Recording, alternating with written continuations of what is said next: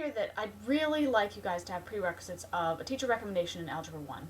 Specifically Algebra 1, and if you didn't do so hot in Algebra 1, I'd really like for you guys to come and talk to me because we're going to be doing some math. As I expect you guys to know some graphing, general problem solving, and I want you guys to have just kind of note-taking ability. It's going to be really important for this class. I'm not going to be sitting over your shoulder and watching you take notes, so you have to hold yourself accountable and be able to take notes on your own. And I also expect basic lab skills, where the first thing I expect from you guys is safety. I want you guys to be responsible for your safety, for your lab partner's safety, for your table's lab safety, and for the general classroom and for their lab safety. So please, please, please keep that at the front of your mind throughout the year. Be safe and be careful. So one of the big reasons I want you guys to keep safety in mind is because in this class, it's going to be basically 100% labs. We're going to do matter, energy, stoichiometry, periodicity, bonding, all this stuff that's listed here. We're going to be covering a whole bunch of stuff that can be kind of crazy and can be a little dangerous, so we've got to keep safety in mind as we're going through all of these cool topics and learning about them in class. Okay, so here's the part where I tell you about the stuff I am requiring you to have in class. Okay, you've got to have these things every day in class, no exceptions. First of all, the most important thing is your media player. iPod, iPhone, iPad, I don't even know. I have an iPod or an iPhone and an iPad, so I don't actually know, outside of like a Zune, I don't know what else is out there. You can have your smartphone as long as it can play YouTube videos. But if you don't have a media player or a smartphone, I can accept a flash drive too. Then we can get the videos onto the flash drive and you can get them home and watch them. So I'm getting a little ahead of myself. I also expect that you guys bring a calculator to class. I said TI 30. It just needs to be some kind of scientific calculator. Also, you need a 1-inch or 2-inch binder. I've got a sample one that I'll show you in a minute, exactly how to set it up, and we'll work on that in class for a little bit. Also, to go along with that binder, you'll need some loose leaf lined paper. I do not want you guys to go out and get college ruled. You don't have to. If you prefer to write on that, that's okay, but you don't have to get college ruled. Don't worry about that. And obviously, you'll need some pens or pencils. I recommend pencils so that you can erase stuff.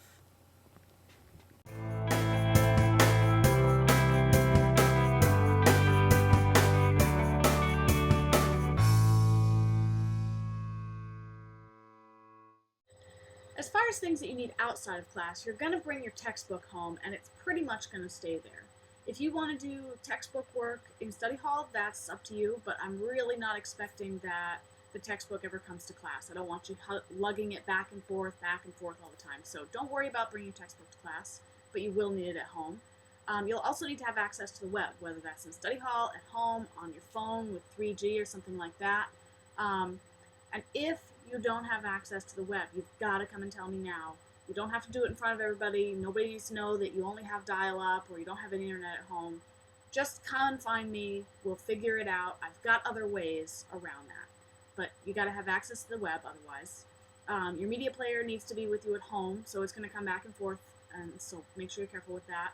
And your binder has to go home with you because you got to do your homework in it. You got to refer to notes and add notes and refer to lab reports and all that. So make sure the binder comes back and forth, but not your textbook.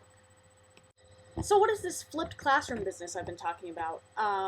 Hopefully I've been talking about it. Maybe I mentioned it, I don't know. But if this is the first time you're hearing about it, that's cool. It's basically in this model of classroom teaching, you're going to be getting the teaching, the lectures, at home. You're going to be watching things like this, where maybe you'll see me, maybe you'll just see the screen and you'll see me doodling on the screen like this. But basically you're going to get your lectures at home. It'll be your homework. So it's going to be a little adjusting with terminology. So when I say, did you get your homework done, I'm actually talking about the lecture and the pre-lab. And I'll talk more about that later too. But you're going to be spending all your time in class working on labs, working on what one would typically call homework. So in other words, homework are lectures, coursework and worksheets and practice, which I think I'll try and call it practice, will be what you would know as homework. So hopefully that's not too confusing. We'll work it out, and I think you guys will figure it out and really like it. So anytime that we're going to cover any new information, you'll get a lecture from me, maybe a couple. It might be split up depending on how I do it. You'll see me in a variety of different places right now, the dog park, maybe my house, maybe at school. It depends on my mood and where I feel like recording the videos. So make sure you take really good notes. That's the biggest thing with these lectures, is that you're not just turning it on and watching it like some stupid YouTube video. It's actually kind of important, and it's like taking notes in class, except that you just get to pause me.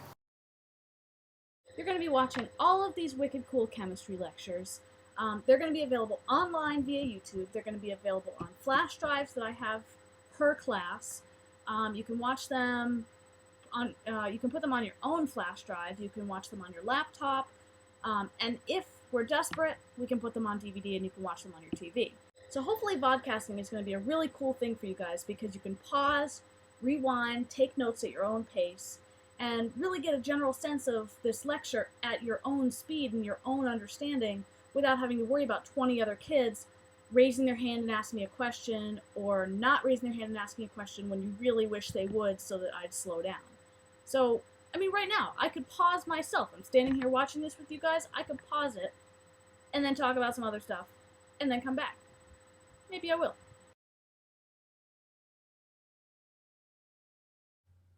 Moving on. Here are some important links that you're going to need throughout the year as you take chemistry with me, Mrs. Medeiros. The first one is my website, which is medeiroschem.wikispaces.com. If by some chance you have a laptop with you right now, feel free to go ahead and check it out.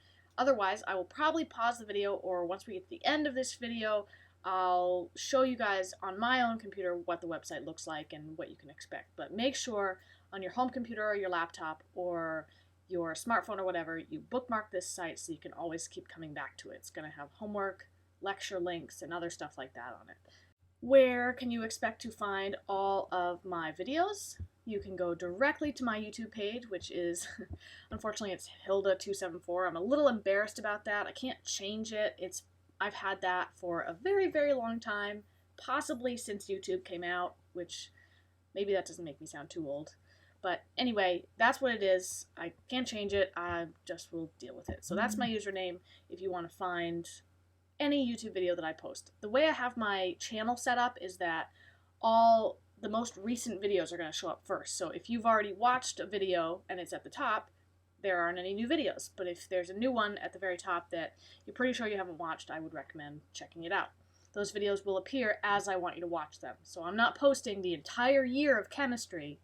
I'm posting them as I want you to watch them. I might go a little bit ahead, but I'll let you know if I'm going to do that. Also, there's my blog. I have never really been a huge fan of blogging, but now that I'm in grad school, they really want you to do it a lot. So this is my blog.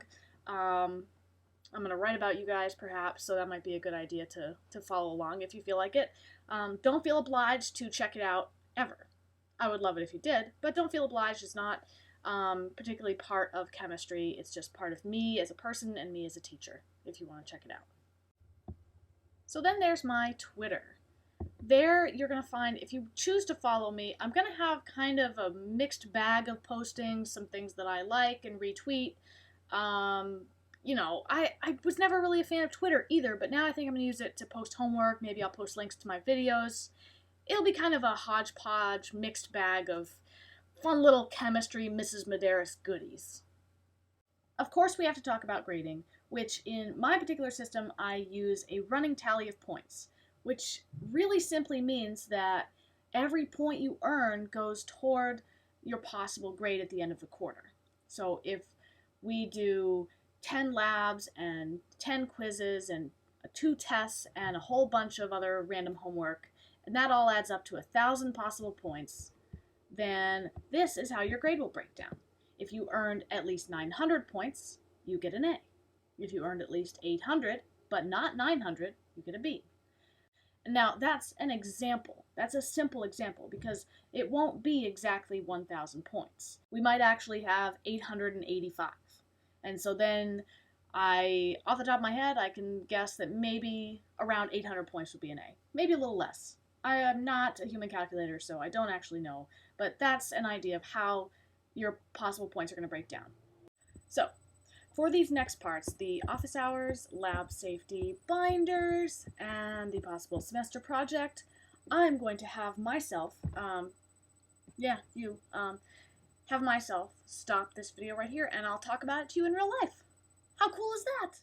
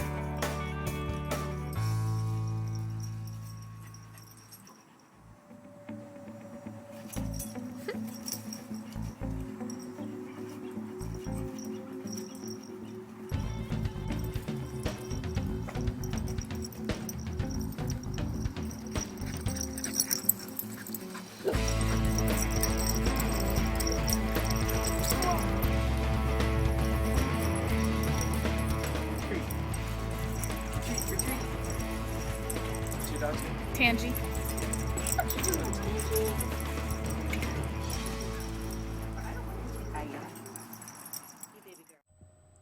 Welcome back. I'd like to tell you guys a little bit more about the syllabus. We're going to go through more parts of it without me actually talking to you live. I know you probably really loved it while I was standing up there walking around talking to all you guys, but this is how I do it, so we got to keep up with this. So this is the website I talked to you guys about, baderischem.wikispaces.com.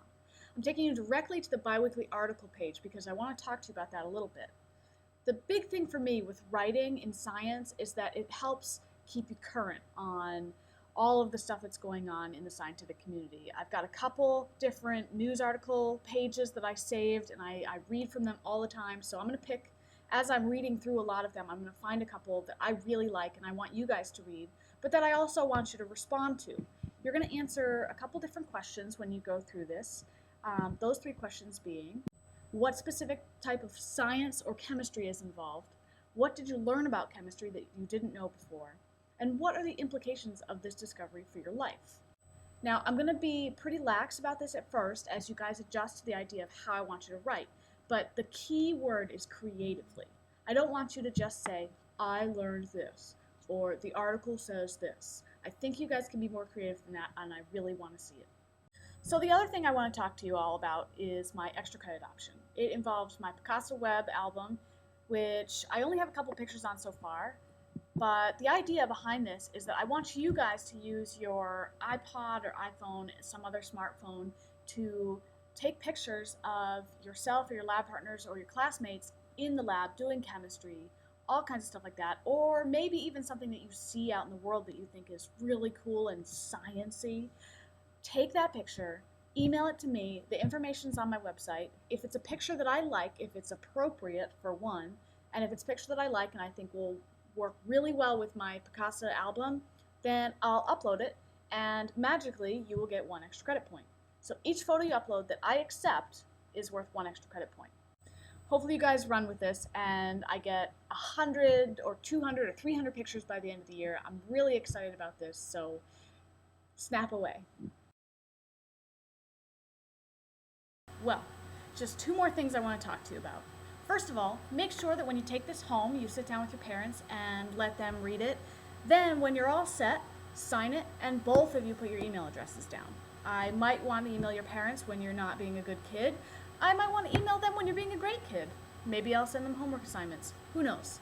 Either way, student email and parent email, your preferred of each.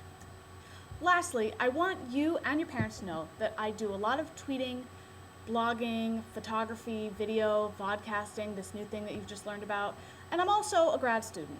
So all of these things that I do, I use for my grad school. And so what I'd really like is for your parents to say yes. Please use the images of my students, use the videos of my kids. I'd really love it if they became famous. Or more likely, they'll just be seen by other graduate students like myself. But really, I just want the opportunity to use the videos and photos that you take in my grad work. I'm going to be writing a thesis eventually. It's really important to me, and I really love this kind of stuff, so just convince your parents to say yes. Thanks!